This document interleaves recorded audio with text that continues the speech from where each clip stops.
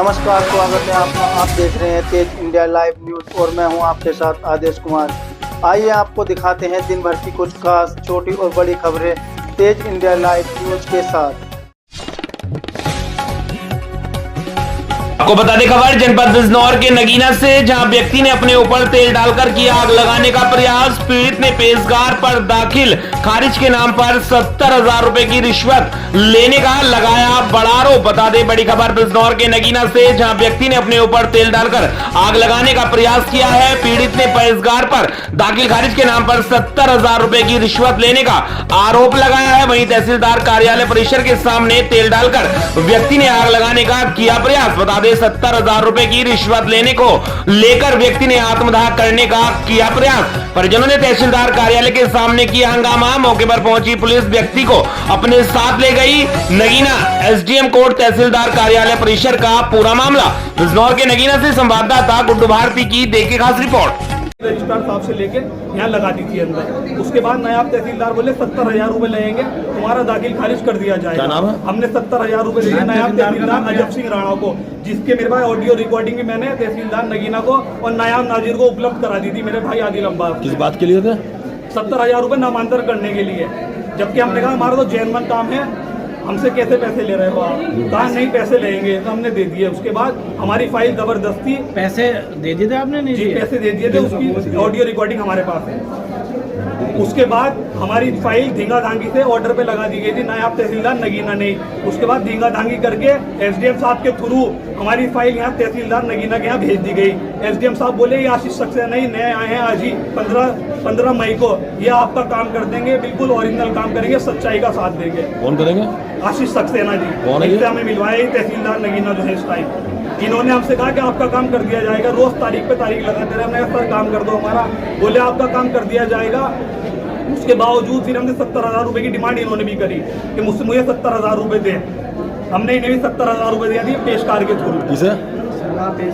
शादाब पेशकार के थ्रू 70,000 रुपए नायब नगीना तहसीलदार आशीष सक्सेना जी को दे दिए। 70 उनको दिए। अब इन्होंने हमसे कल कहा कि आपका कल नामांतरण हो जाएगा। वो जितने उन्होंने पैसे लिए थे नायब तहसीलदार नगीना ने, उतने ही पैसे आपको देने पड़ेंगे।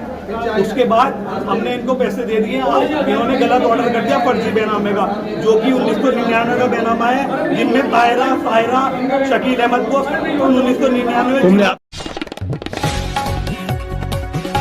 बता दें खबर जनपद बिजनौर के धामपुर थाना क्षेत्र से, जहां पति की हत्या का आरोप कब्र से निकाला गया शव। बता दें मामला बिजनौर के धामपुर थाना क्षेत्र के ग्राम नींदड़ू का है, जहां 4 माह पूर्व रहस्यमय हालत में मरे मोहम्मद शादिक की मौत का मामला एक बार फिर चर्चा में आ गया। मृतक की पत्नी गुलनाज ने ससुराल पक्ष पर पति के साथ मारपीट कर गला घोटकर हत्या करने का तथा बिना जानकारी के कब्रिस्तान में दफनाने का गंभीर आरोप लगाया है। वहीं महिला ने जिलाधिकारी बिजनौर से सबको कब्र से निकालवा कर पोस्टमार्टम कराने का मांग किया है। बता दें शिकायत पर संज्ञान लेते हुए एसडीएम रितु रानी के नेतृत्व में सीओ अभय कुमार पांडे, कोतवाल राजेश कुमार सिंह सहित पुलिस बल ग्राम नींदड़ू स्थित कब्रिस्तान पहुंचा और मृतक का शव बाहर निकलवा कर पोस्टमार्टम के लिए बिजनौर भेज दिया है। मामले में जांच शुरू कर दी गई है। बिजनौर से संवाददाता गुड्डू भारती की देखिए खास रिपोर्ट।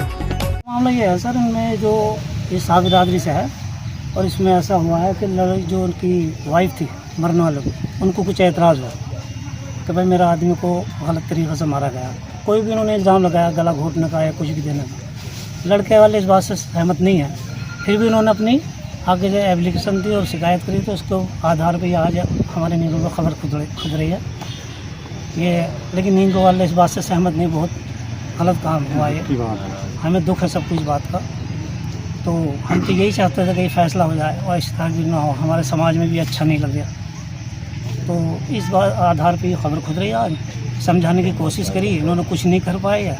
तो आज इनके जब ये नहीं मान पाए, ऊपर से आदेश हुआ है खबर खुद दी जाए, तो हमारे सीओ साहब एसडीओ साहब सब यहाँ पर मौजूद हैं, इनकी निगरानी में जो है।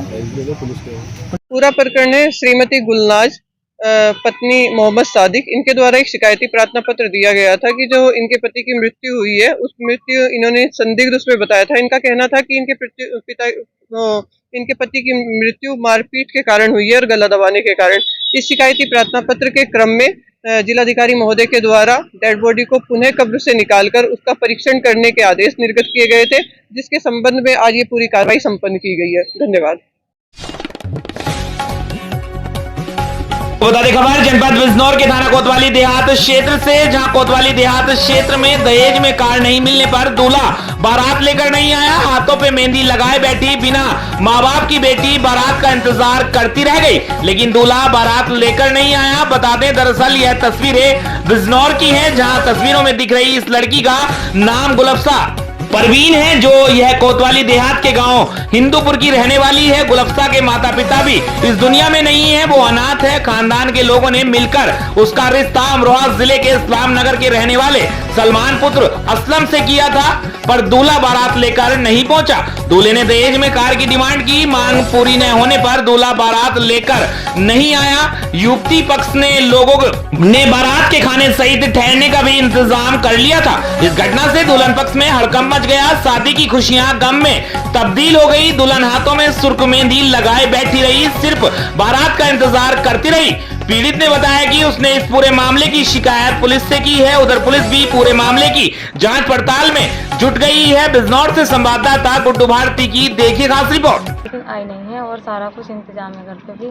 कल मंडा था, आज बारात है, लेकिन लेके नहीं आए। अच्छा, क्यों नहीं लेके आए, क्या वजह रही? बस वे कार मांग रहे हैं। पहले अपाची थी तो कह दिया था घर वालों ने देने के लिए। अच्छा, अब बोल रहा है कि हमें कार चाहिए। अच्छा, कार मांग रहे हैं। कहाँ से शादी तय हुई थी आपकी? अमरोहा। अमरोहा। क्या नाम था जिससे शादी तय हुई थी? सलमान। उनके पिताजी का नाम? असलम। अच्छा, अमरोहा के रहने वाले? जी। अच्छा। और माँ बाप भी नहीं है मेरे। अच्छा। शादी भी यही कर रहे हैं कुटुंब वाले थे, परिवार वाले? जी। अच्छा। और बात भी करता था, वो सगाई हुई थी तभी भी आया था वो यहीं पे, और फिर आना जाना भी था उसका बाद में। अच्छा। सब कुछ करता था, आता था, चोरी से भी आता था आपसे मिलने के लिए? जी। अच्छा। संबंध भी सब बनाता था बिना मर्जी के मेरी। अच्छा जी।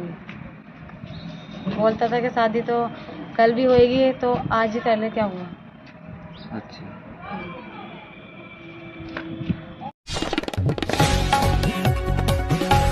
खबर जनपद बिजनौर के धामपुर से, जहां धामपुर में ठेले पर चिकन पकौड़ी बेच रहे एक व्यापारी पर दूसरे व्यापारी ने चाकू से उसकी गर्दन पर हमला कर दिया। बीच बचाव कराने आए तीसरे व्यापारी के हाथ पर भी चाकू लग गया, जिससे वह भी घायल हो गया। पुलिस ने केस दर्ज कर आरोपी को हिरासत में ले लिया है। बता दें जानकारी के अनुसार थाना धामपुर क्षेत्र के सीला टाकी चौराहे पर गुलाब सिंह शाम के समय में ठेले पर चिकन पकौड़ी बेचता है। बीती रात भी वह अपने ठेले पर पकौड़ी बेच रहा था। पत्नी ने आरोप लगाते हुए बताया कि मेरे पति के ठेले पर चिकन पकौड़ी बेचते हैं। मेरे पति के पास ही अमित कुमार पुत्र नरेश कुमार भी ठेला लगाता है। हमारे पास ज्यादा ग्राहक आते हैं और हमारा अच्छा काम चलता है। इसी को लेकर अमित रंजिश रखता है। बीती रात अमित ने अचानक पीछे से आकर मेरे पति की गर्दन पर चाकू से हमला कर दिया। मौके पर मौजूद गौतम कुमार ने बीच बचाव किया तथा बीच बचाव में गौतम के हाथ पर भी चाकू लग गया, जिससे वह भी घायल हो गया। गंभीर रूप से घायल गुलाब सिंह को निजी अस्पताल में भर्ती कराया गया है। पुलिस ने पत्नी की तहरीर पर केस दर्ज कर आरोपी को हिरासत में ले लिया है और जांच शुरू कर दी है। बिजनौर के धामपुर से संवाददाता राकेश कुमार की देखिए खास रिपोर्ट। ये 9:30 बजे का केस है। पूरी घटना होता है मेरे पति शाम को 6 बजे से ठेला लगाते थे चिकन फ्राई का जी, और उसने पीछे से मेरे पति का कत्ल करा। हमें ये पता नहीं था कि ऐसा ये साजिश 2 दिन से ठेला नहीं लगा रहा था ये। अच्छा, हमला क्यों किया है, कुछ पता लगा आपको? ये ठेले की तरफ से साजिश थी इसकी। ये जलता था, मेरे पति से जलता था। किस लिए जलते थे? इसलिए भी चिकन का ठेला लगाता था, हमारी बिक्री ज्यादा होती थी इसलिए जलता था।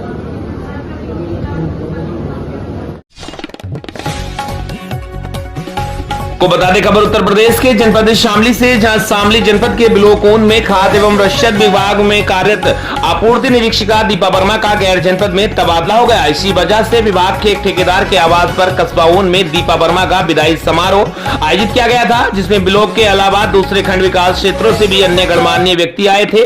क्योंकि इस जिले में विभिन्न विकास खंडों में काम करके दीपा वर्मा ने करीब 8.5 वर्ष गुजारे हैं तथा ऊन एसडीएम के अलावा कैराना, शामली, थाना भवन, कांदला के भी आपूर्ति निरीक्षक मौजूद रहे। सभी ने दीपा वर्मा को पुष्प एवं पुष्प कुछ देकर स्वागत किया। इस मौके पर सिलेक्शन वर्मा आदि की ओर से एक विदाई सम्मान पत्र व प्रतीक चिन्ह भी दीपा वर्मा को दिया गया। बता दें, विदाई समारोह के मौके पर दीपा वर्मा ने कहा कि शामली की उच्च अधिकारियों के निर्देशन तथा जनता से मुझे बहुत कुछ सीखने को मिला है। इसके अलावा जो इसने मुझे यहाँ से मिला है शायद कहीं मिले ना या ना मिले। एसडीएम संदीप त्रिपाठी ने कहा कि पढ़ाई के अलावा काम करने का जो तरीका सीखना है, समाज के लोगों के बीच रहकर ही सीखा जा सकता है। सिस्टम तो नहीं बदल सकते मगर किसी के आंसू जरूर पहुंच सकते हैं। कार्यक्रम का सफल संचालन कस्बा ऊन के डीलर सिलेक्शन वर्मा ने अपनी शेरो शायरी से किया, जो सबको बहुत अच्छा लगा। इसके अलावा कैराना के पूर्ति निरीक्षक मदनपाल सिंह, कांदला के योगेश कुमार, शामली के मोहित कुमार आदि का भी लोग मौजूद रहे। ब्लॉक के भी सभी राशन डीलर मौजूद रहे। संवाददाता सिलेक्शन वर्मा की देखिए खास रिपोर्ट। कार्यकाल बहुत अविस्मरणीय मतलब यादगार के रूप में रहेगा। दूसरी बार इन्होंने हमारी तहसील में पदभार ग्रहण किया। एक बार पहले भी मेरे ख्याल से 1-1.5 साल रही थी। बहुत अच्छा कार्यकाल रहा। अब जनवरी में इन्होंने ज्वाइन किया था, लगभग 6 महीने हो गए। बहुत ही अच्छा कार्यकाल रहा।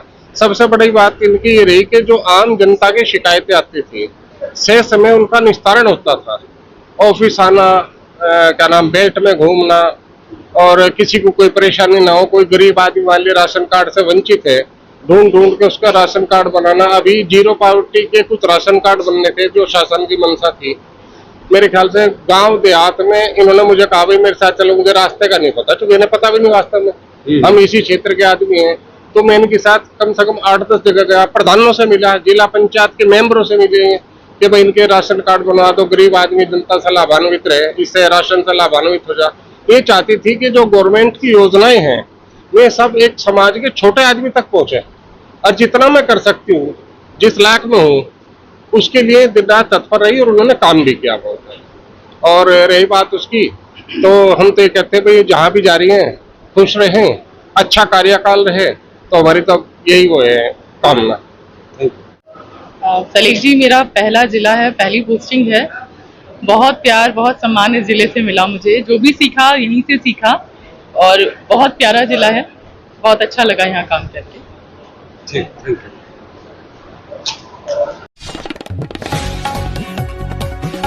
तो बता दें खबर उत्तर प्रदेश के जनपद शामली से, जहां ऊर्जा निगम अधिकारियों की कार्यशैली के खिलाफ ऊन तहसील परिसर में चल रहे शहीद भगत सिंह समर्थकों के धरने का आज 6वां दिन है।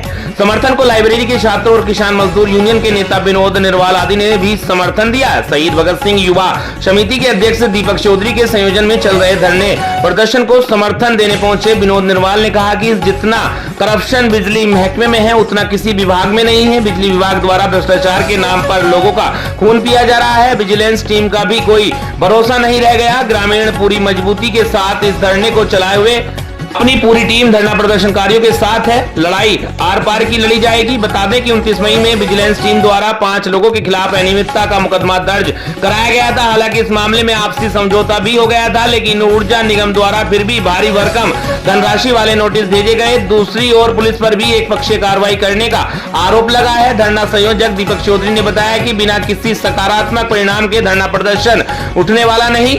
आज 6वें दिन धरने का संचालन नीतू शर्मा ने किया। धरने में छात्र लाइब्रेरी के संचालक सावन चौधरी, किसान मजदूर के नेता विनोद निर्वाल ने अपना पूर्ण समर्थन देने की घोषणा की है। शामली से संवाददाता सिलेक्शन वर्मा की देखिए खास रिपोर्ट। के खिलाफ ये मामला चल रहा और बिजली विभाग शोषण करने पर लगा हुआ है पूरे जनपद में। उनका मामला था, यहाँ पे छापेमारी हुई, अनलीगल तरीके से ये कार्रवाई करें। जिसने विरोध करा उनके खिलाफ मुकदमा दर्ज कर दिया और उन्हीं का जुर्माना लाखों रुपए में रहा। विजिलेंस हो यहाँ की, यहाँ के जेई हो, एसडी हो, यहाँ के अधिकारी हो, बिजली विभाग से त्रस्त हैं और ये छापेमारी चेकिंग के दौरान अवैध वसूली करें।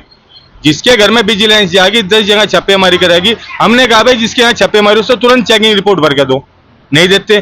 तो यहाँ तो छापेमारी और चेकिंग के नाम पर अवैध वसूली शुरू हो जाए। ऐसा है जी, तो सबको बता देखो, ज्यादा संक्षेप में बताने की जरूरत नहीं है। धरना क्यों चल रहा है, तो प्रकरण 2.5 महीने चल रहा। 4 तारीख में यहाँ घटना हुई थी, उसमें कोई इसमें कार्रवाई नहीं हुई कुछ भी। मतलब शासन प्रशासन के हिसाब से भी कोई ऐसा वो नहीं है भाई क्यों बैठे आप यहाँ से। हमने इसमें 2 बिंदु लिख रखे हैं बैनर पे, कोई जन्म छोटी बात नहीं है। और 2 बिंदु ये है कि भाई एक तो उन्हें बहुत भारी मात्रा में जुर्माने भेज रखे, जिससे कि वहाँ समझौता भी हो गया था इस चीज का, भाई जो भी आज की कार्रवाई है इसमें कोई नोटिस जुर्माने का नहीं जाने का।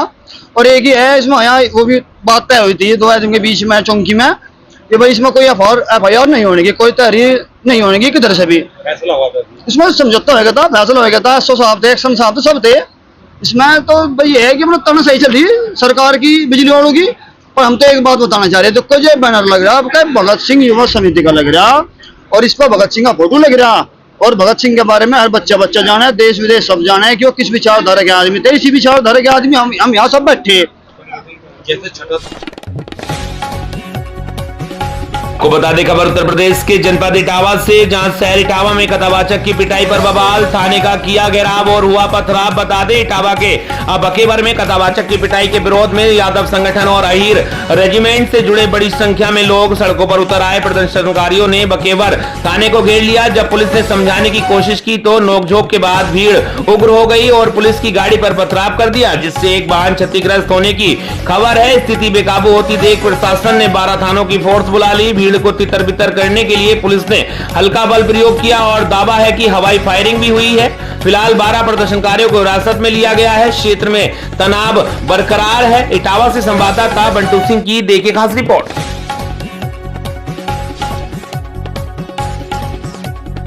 आपको बता दें खबर उत्तर प्रदेश के जनपद जालौन से, जहां न्याय के लिए प्रशासन से लगाई गुहार, प्रशासन कर रहा घटना का इंतजार। जी हां, बता दें जालौन कोच तहसील क्षेत्र के ग्राम इमलोरी निवासी करणवीर सिंह निरंजन ने प्रार्थना पत्र देते हुए बताया कि उनकी पैतृक जमीन गाटर संख्या 52 मौजा इमलोरी में सिंचाई के लिए रामगंगा कमांड से पक्की सरकारी गूल हमारे खेत में सिंचाई के लिए बनवाई गई थी, जिससे खेत के पड़ोसियों के द्वारा ट्रैक्टर की पिलाऊ से कई जगह क्षतिग्रस्त कर दिया गया है, जिससे प्रार्थी सिंचाई के लिए परेशान होगा तथा उसका लाखों रुपए का नुकसान प्रतिवर्ष होगा। उन्होंने बताया कि इस गूल क्षतिग्रस्त होने की शिकायत की तो उक्त लोग मुझे भद्दी गालियां देने लगे, लड़ाई झगड़ा तथा मारपीट पर आमद हो गए। उक्त लोग जाते जाते धमकी दे गए कि अगर रिपोर्ट की तो जान से मार देंगे और प्रार्थी भयभीत है तथा न्याय के लिए गुहार लगा रहा है। फिलहाल राजस्व विभाग से संबंधित दर्जनों प्रार्थना पत्र रोज आते हैं, लेकिन उन प्रार्थना पत्रों पर कोई निस्तारण नहीं किया जाता। उच्च अधिकारियों के द्वारा अधीनस्थों को बार बार कहा जाता है कि प्रार्थना पत्र का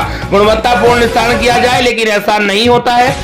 से हमारे संवाददाता संतोष कुमार की देखिए खास रिपोर्ट। सरकार द्वारा जो है चकबंदी के समय में छोड़ी गई, जिसका नंबर है 51, जिससे लगातार हम पानी देते रहे। यही हमारे लिए सिंचाई का केवल मात्र साधन है। क्या समस्या क्या हो गई? समस्या ये हो गई साहब कि ये नाली जो है जसवंत सिंह और उनका लड़का जो है और आजान सिंह और विजय सिंह, ये ट्रैक्टर भाड़े का लेके आए। इन्होंने पूरी नाली को जो है काट दी पिलाऊ से, तो नाली ट्रैक्टर के द्वारा तोड़ दी, जिससे हम पानी से वंचित हैं और हमारा लगभग 1 लाख रुपए का। कहाँ के हैं ये लोग? ये जसवंत सिंह और मोनू और दीपक और मोनू, ये ग्राम इमलोरी के हैं, जिसके लगा हुआ खेत है, जिन्होंने नाली काटी है। और ट्रैक्टर वाले बरोदा कला थाना कैलिया के हैं, जो भाड़े से चलाते हैं। इनका पेशा यही है। आपने किसी को अभी तक अवगत नहीं? हमने जो है श्रीमान जी थाना प्रभारी को रजिस्ट्री की थी और SSP साहब की रजिस्ट्री की थी, जिसमें आज तक कुछ नहीं हुआ है, ना हमारे पास कोई सूचना आई है। अब आप क्या चाहते हैं? हम ये चाहते हैं कि साहब हमारा जो खेती का मात्र यही 51 नंबर नाली है, जिससे हम साधन पानी लगाते हैं, जिससे 1 लाख रुपए का नुकसान हर वर्ष होगा हमारा। नाली को ठीक कराया जाए, वो जो नाली के जो बगल पे जो काटा गया प्लाऊ से, उसको सही कराया जाए। यही हमारी मतलब